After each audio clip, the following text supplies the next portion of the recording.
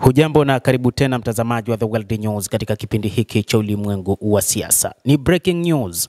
Iran imezindua shambulio la kombora siku ya leo Jumatatu katika kambi ya jeshi la Marekani huko Qatar, katika kile ilichosema ni kulipiza kisasi kwa mashambulizi ya Marekani katika maeneo yake ya nyuklia. Mashahidi wanaripoti kuona makombora angani, lakini haikujulikana ikiwa kulikuwa na uharibifu wowote.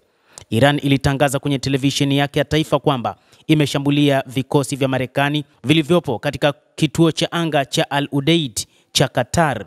Nukuu kwenye skrini iliita jibu kubwa na la mafanikio kwa uchokozi wa Marekani, muziki wa kijeshi ulipokuwa ukichezwa.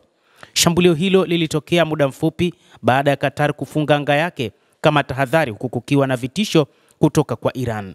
Kabla tu ya milipuko hiyo, Rais wa Iran Masoud Pezeshkian aliandika kwenye jukwaa la kijamii la ukurasa wa X akisema, sisi hatukuanzisha vita wala kutafuta, lakini hatutaacha uvamizi kwa Iran kuu bila ya jibu, aliandika Masoud Pezeshkian, rais wa Iran.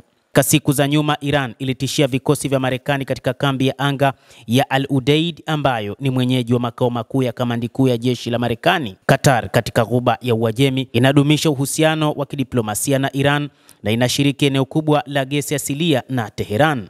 Mapema siku ya leo Israel ilipanua vita vyake dhidi ya Iran na kujumuisha shabaha zinazohusishwa na utawala wa Israel unaokatizika nchini humo kuligonga lango la jengo la Teheran linalojulikana kuwakilisha wanaharakati wa kisiasa na kugongwa jeshi lililokandamiza maandamano ya hivi majuzi. Ni eneo la Jelam ambalo Israel imeshambulia.